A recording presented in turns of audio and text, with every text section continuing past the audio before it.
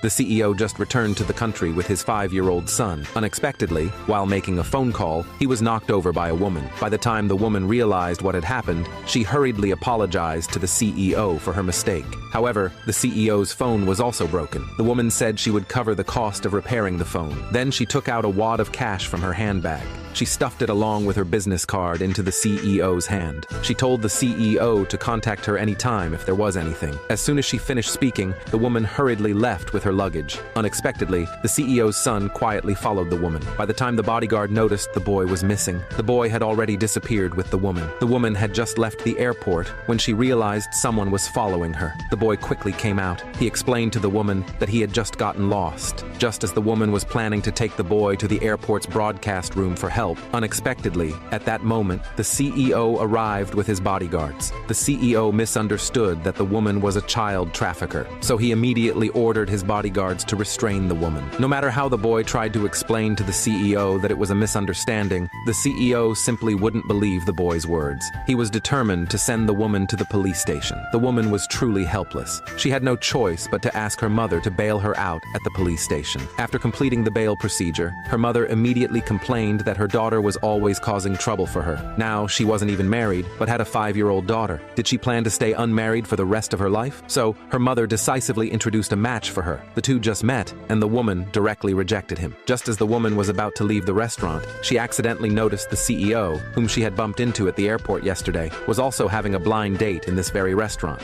To take revenge on the CEO for wrongly accusing her of being a human trafficker, the woman took the opportunity to punish him. So the woman walked up to the CEO and called him husband. Before the CEO could react, she sat on his lap. She pretended to be very affectionate. The beautiful woman sitting across from the CEO was very surprised. She hurriedly asked the CEO if he was already married. However, the woman was addicted to acting. While pretending to be affectionate with the CEO, she complained to the woman across from them. She claimed that the woman was from a wealthy family and could never understand the struggles of poor girls like herself. She also lied, claiming she and the CEO had been in love for many years, but her family didn't approve, so they couldn't publicly announce their relationship for now. After hearing what the woman said, the CEO's blind date was not pleased at all. She asked the CEO if what the woman said was true. The CEO quickly shook his head and denied it, but under the woman's excellent acting, the CEO's blind date was still driven away in anger. Seeing that her revenge had succeeded, the woman quickly escaped when the CEO wasn't paying attention. The next day, the woman had just arrived at her new job